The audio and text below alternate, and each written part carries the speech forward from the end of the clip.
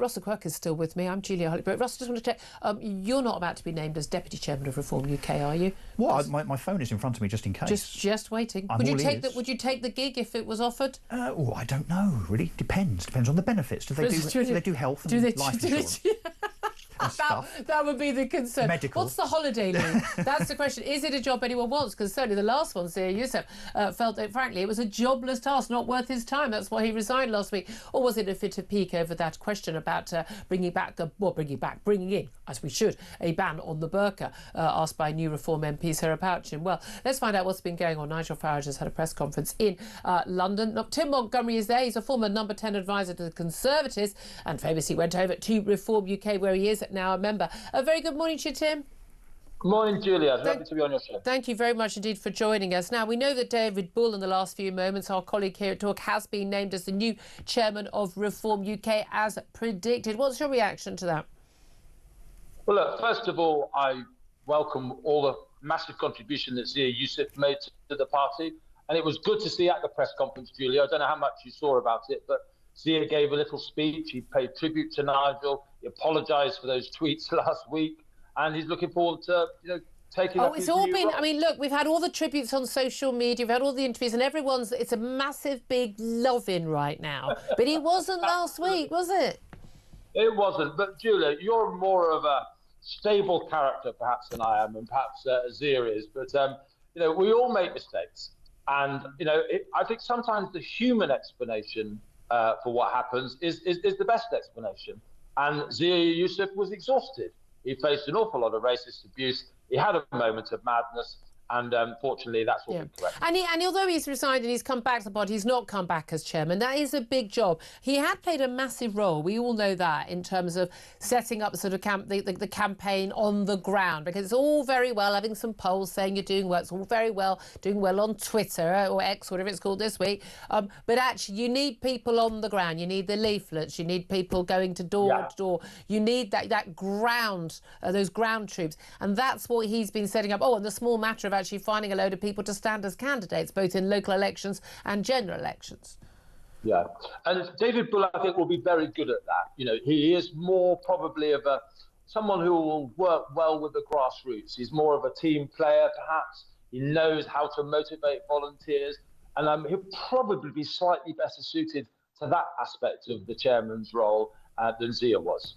We're still waiting to find out who the new deputy chairman is. I mean, do you have to go, if you suddenly get called up on stage, will you be taking that job? Yeah, I'll have to suddenly run away from the interview, won't I, and leave you in the lurch.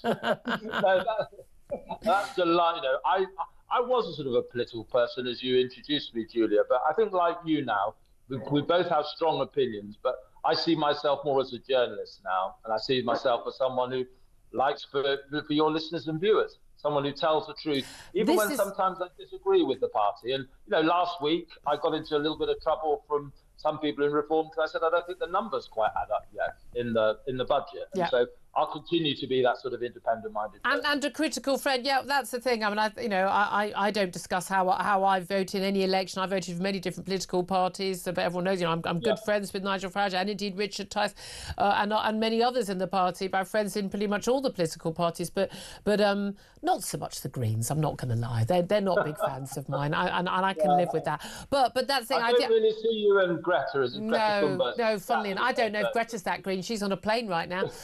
But I genuinely think it's much more important to hold people to account. I think we get better politics when journalists hold people to account.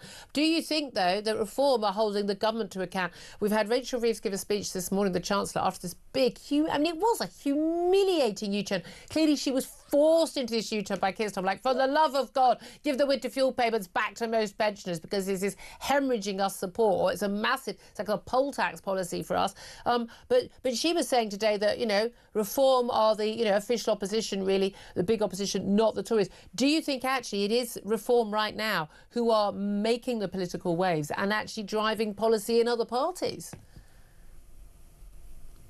Well, 100%. And I think absolutely the U-turn on the winter fuel allowance is one policy area. I know you don't agree with it personally, but I think Reform is setting the agenda on the two-child benefit. Oh, they're completely wrong on that. Completely wrong on that.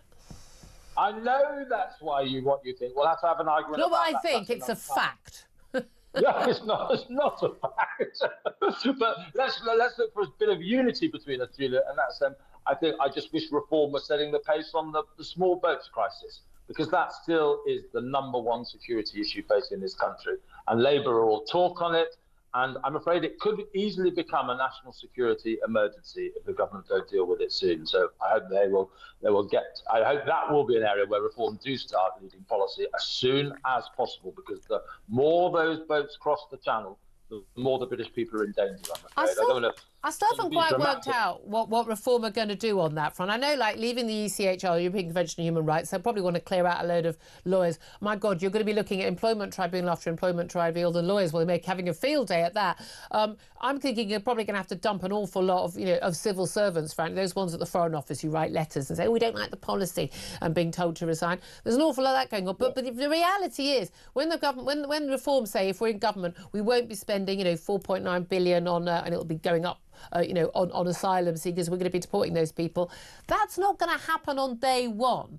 Those people are still going to be coming, and those people are still going to need to be put somewhere, maybe not in a hotel, in a camp. You're going to have to build that. You're going to have to... I mean, it's all very good, and I'm liking the sound and the direction of travel. But government doesn't happen that quickly.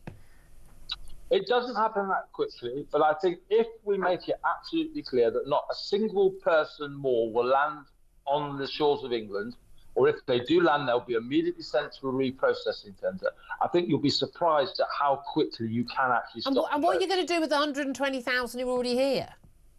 Well, they have to have their applications processed much more quickly, obviously. And actually, the rate of deportation, and then they're deported. If they are not a genuine asylum seeker, they're deported. Where? Well, you can't send them back if they're like from Iran. Or that's most of them. But there are also other people that are still in. So what are we going to do with the ones from Afghanistan and Iran? What are we going to do with them? Well, I'm afraid they probably can't be deported if they can't be sent to a safe place. So what are we going to do with them? People who can be deported. Well, we're still going to have to look after them then. So a lot of the savings Reform say they're going to make, they're not going to make. Well, maybe the savings aren't 100%. I've just said that I don't agree necessarily with every single Reform saving, but there's still, Julia, and I think you must concede this, there's masses of money to be saved in the amount we're currently spending. And then it's the zeal of Nigel Farage, it's his commitment to do something about this, unlike other politicians, that means that we will save a lot of money. All right, then. Tim Montgomery, now I know you're still at, as you can hear from the phone line, he's still at that conference, which Nigel Farage is still speaking at. When you see David Bull, our lovely talk colleague, send our best wishes, not just from me or our colleagues, but also I imagine a lot of our audience for his new job as chairman of Reform UK. Thank you for that, Tim Montgomery. Russell Quirk, so it wasn't you, it's David Bull. Deputy job's still going. Always the bridesmaid, never the bride.